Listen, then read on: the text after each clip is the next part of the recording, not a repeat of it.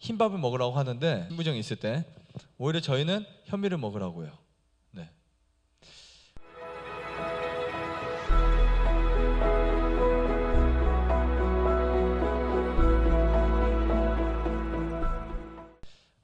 여러분들은 신부전증에 걸리지 않으셨을지 모르지만 아무튼 신장 관리하는 거는 꼭 여러분들 숙지하고 계셔야 될 부분입니다. 사실.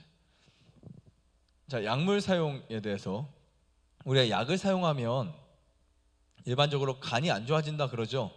근데 신장도 안 좋아져요.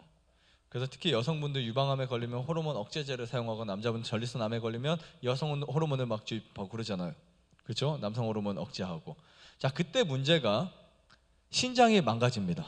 그 약물들은 신장 조직을 어떻게 한다고요? 파괴시켜요. 그 다음에 탈수증 주의하셔야 돼요. 탈수. 혈액이 신장으로 적게 가는 것을 주의해야 됩니다. 수분이 부족하게 되면 이런 현상들이 있어요. 우리 몸은 끊임없이 세포 외액과 세포 내액에서 이 나트륨 펌프 작용을 하고 있어요.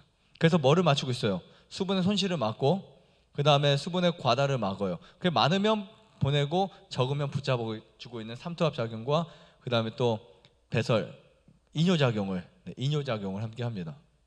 그래서 탈수증 주의하셔야 되고 그 다음 전해질 조절을 해야 돼요. 보통 이 물에 녹아서 이온화된 물질들 있죠. 염기, 산 이런 것들, 이런 전해질 조절이 안 되면 신장이 급격하게 나빠져요.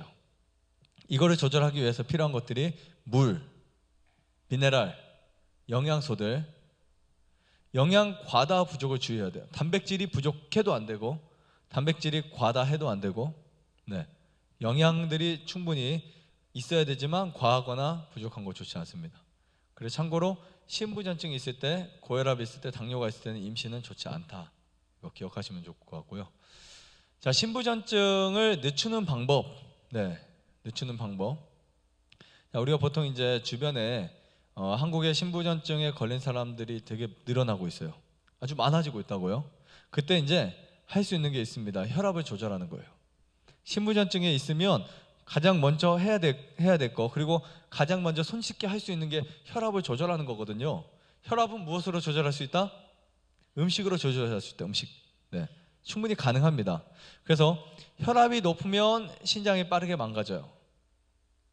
두 번째, 요로계 감염을 해결해야 돼요. 만약에 여러분들이 방광염이나 요로계 쪽에 감염이나 이런 게 계속해서 오래 가면 신장이 망가집니다. 빨리 해결해 주셔야 돼요.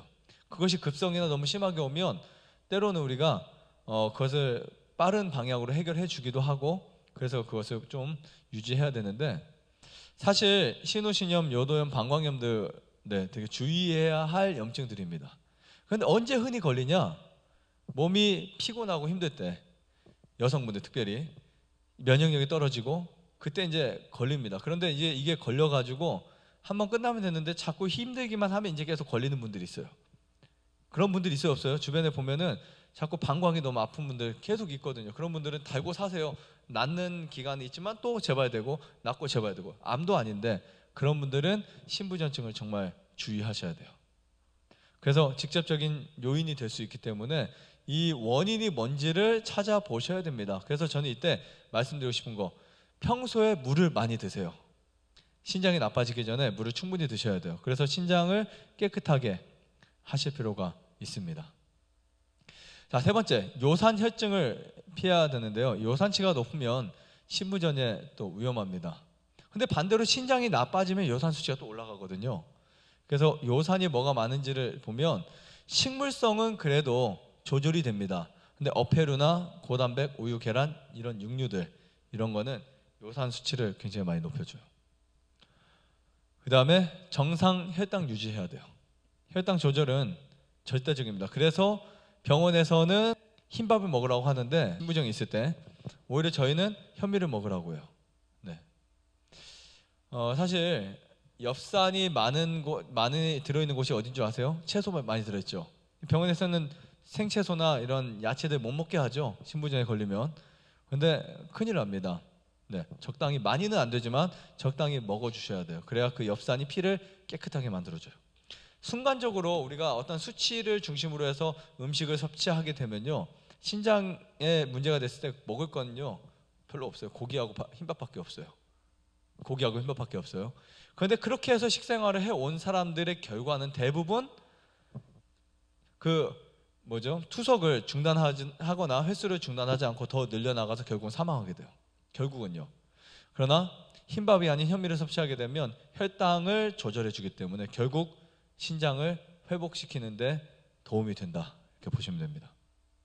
자, 이걸 보시면 신장이 여과 능력이 있어요. 근데 보통 식생활에 변화가 생기게 되면요, 보통 이제 일반적으로 식사했을 때 고기랑 뭐 이런 거를 많이 먹었을 때 여과 능력에 굉장히 문제가 생깁니다. 근데 식사를 바꾸게 되면 여과 능력이 향상이 되거나 여과할 것들이 줄어들게 돼요. 제가 이것은 이제 신장 수치들 쭉 보면 정상 수치가 있고, 이제 검사치를 우리가 받아보면 이 정상 수치에 벗어나는 것들이 있어요. 근데 보통 이제 식이 관련을 보면요, 이쪽에는 신장의 수치들이 높을 때 혹은 제한해야 될 식품들과 이제 조정해야 될 부분들을 이제 여기에 써놨기 때문에 충분히 관리는 할 수 있습니다. 신장이 안 좋을 때 관리할 수 있는 부분이 있고, 특히 이제 알부민 같은 경우는, 알부민은 이제 우리가 먹는 콩이나 견과류나 두류에 많이 있는데, 알부민이 조금 높은 거는 상관이 없어요. 근데 알부민이 약간 떨어져 있으면 이제 문제가 생깁니다. 그래서 그때는 이제 콩이나 견과류, 두부를 이제 보충을 해주시면 좋고요. 나머지 포타슘 뭐 이런 부분들도 너무 높다 그러면은 과일과 채소 섭취를 약간씩 제한을 해줘서 섭취를 하는 거, 네, 되게 중요합니다. 좋아요, 구독, 안내자전 눌러주세요. 눌러주세요.